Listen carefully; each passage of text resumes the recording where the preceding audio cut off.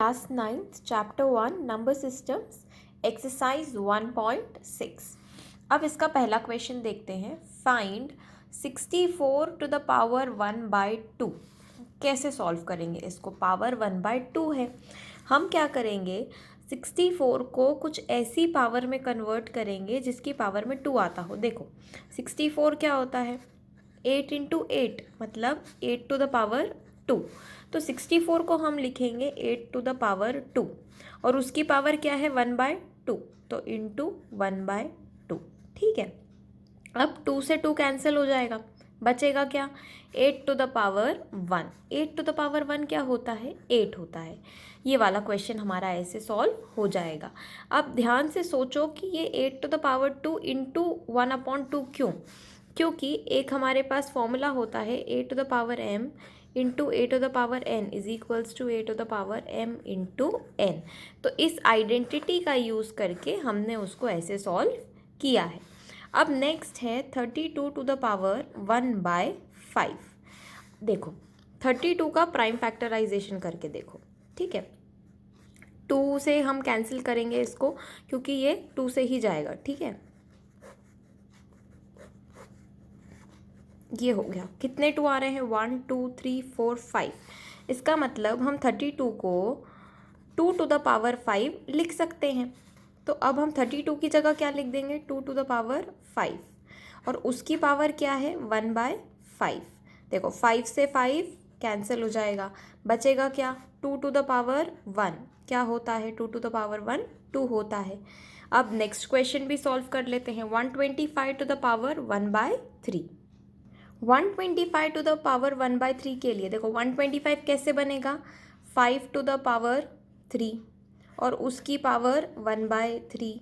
ये 3 से ये वाला 3 कैंसिल हो जाएगा, 5 टू द पावर 1 बचेगा। 5 टू द पावर 1 कितना होता है, 5। इस तरीके से हम इस टाइप के क्वेश्चन सॉल्व करेंगे। आइडेंटिटी कौन सी, a to the power m into a to the power n, a to the power m into n। ठीक है, जब भी पावर इस फॉर्म में गिवन हो तो हम दोनों की पावर्स को क्या करेंगे, मल्टीप्लाई कर देंगे और बेस कॉमन। अब चलते हैं नेक्स्ट टाइप ऑफ क्वेश्चन की तरफ।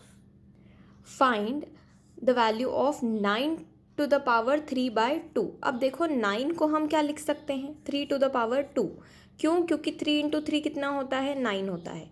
उसकी पावर क्या है 3/2। तो कैसा बनेगा वो, 3 टू द पावर 2 इंटू 3/2। अब ये 2 से 2 कैंसिल, 3 टू द पावर 3 बचा है। 3 टू द पावर 3 कितना होता है 27। ये हो गया हमारा क्वेश्चन सॉल्व।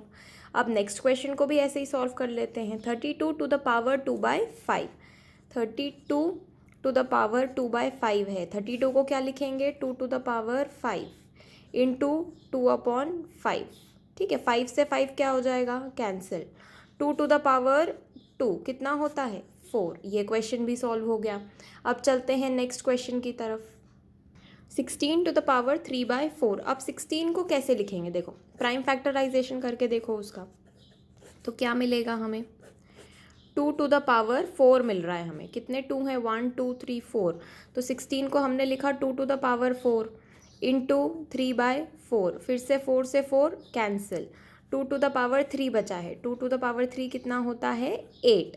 अब ऐसे ही हम इसका लास्ट पार्ट भी सॉल्व कर लेते हैं, जो है 125 to the power -1/3।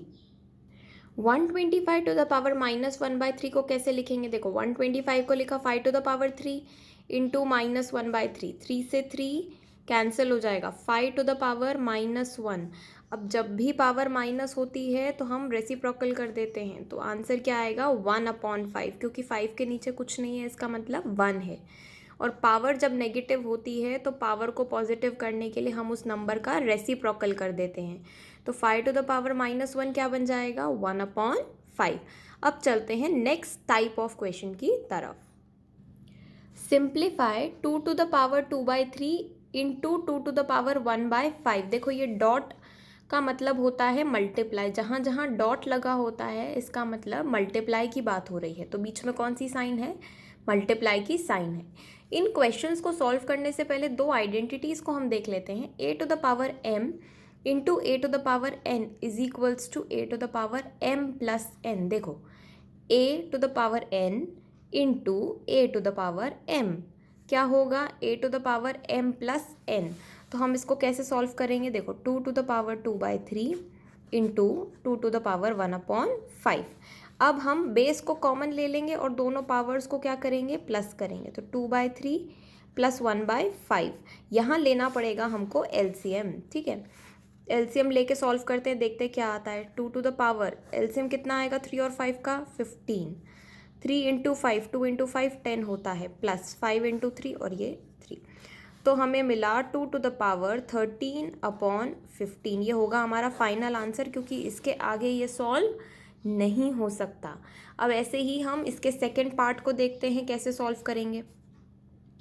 1/3 to the power 3 bracket लगा करके, होल के ब्रैकेट में पावर 7 है। अब देखो 1/3 की पावर 3 है, तो जब भी फ्रैक्शन की पावर है और हमको उसको नंबर की पावर में लेके आना है तो हम रेसिप्रोकल कर देंगे और पावर को नेगेटिव कर देंगे।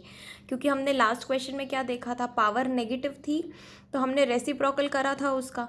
अब अगर हमको इसका फॉर्म चेंज करना है तो हम इसका रेसिप्रोकल करके इसकी पावर को नेगेटिव कर सकते हैं। इसका मतलब 1/3 to the power 3 whole power 7 को हम कैसे लिख सकते हैं? 3 टू द पावर -3, क्योंकि इसका रेसिप्रोकल किया तो पावर को नेगेटिव करना पड़ेगा और उसकी पावर कितनी हो जाएगी? 7। कौन से फॉर्म का दिख रहा है ये ध्यान से देखो, a to the power m to the power n, a to the power m into n के फॉर्म का बन गया है ये। तो 7 इंटू 3 कितना हो जाएगा? 3 टू द पावर -3 इंटू 7 कितना होगा? 3 टू द पावर -21। ये हो गया हमारा फाइनल आंसर, क्योंकि इसके आगे ये सॉल्व नहीं हो सकता। अब इसके थर्ड पार्ट की तरफ चलते हैं। थर्ड पार्ट देखते हैं क्या है। 11 to the power 1/2 upon 11 to the power 1/4। अब इस क्वेश्चन को सॉल्व करने के लिए हमें ज़रूरत पड़ेगी सेकेंड आइडेंटिटी की। सेकेंड आइडेंटिटी क्या है? a to the power m divided by a to the power n। देखो a to the power m divided by a to the power n equal to में क्या है? a to the power m minus n। तो हम 11 को common लेंगे और इन दोनों पावर्स को माइनस कर देंगे एलसीएम लेके। वैसे ही जैसे हमने इस वाले क्वेश्चन में प्लस किया था, यहाँ हम माइनस करेंगे। तो इसको सॉल्व करते हैं। ये कुछ हमें इस फॉर्म का मिलेगा, 11 टू द पावर 1/2 माइनस 1/4। अब हम क्या करेंगे? एलसीएम ले लेंगे। देखो 2 और 4 का एलसीएम तो 4 आना है, तो ये हो जाएगा 2 - 1। 11 टू द पावर 1/4 आएगा हमारा फाइनल आंसर। 2 - 1 1 होगा और नीचे 4 एज इट इज़। ये हो गया हमारा क्वेश्चन सॉल्व। अब इसमें एक और पार्ट बचा है, उसको भी देख लेते हैं कैसे सॉल्व करेंगे। 7 to the power 1/2 into 8 to the power 1/2। देखो अब यहाँ पे पावर सेम है लेकिन बेस अलग अलग है। यहाँ 7 है, यहाँ पर 8 है। तो हम क्या करेंगे, इसमें बेस को मल्टीप्लाई करके पावर कॉमन ले लेंगे। कैसे? 7 इंटू 8 और उसकी पावर कॉमन ले ली हमने 1/2। 7 8 जा कितना होता है? 56। 56 टू द पावर हाफ। ये होगा हमारा फाइनल आंसर। हमने क्या किया, बेस जो थे उनको मल्टीप्लाई कर दिया और पावर को कॉमन ले लिया, क्योंकि इसकी भी पावर हाफ है और 8 की भी पावर हाफ है। ये हो गई हमारी एक्सरसाइज ख़त्म।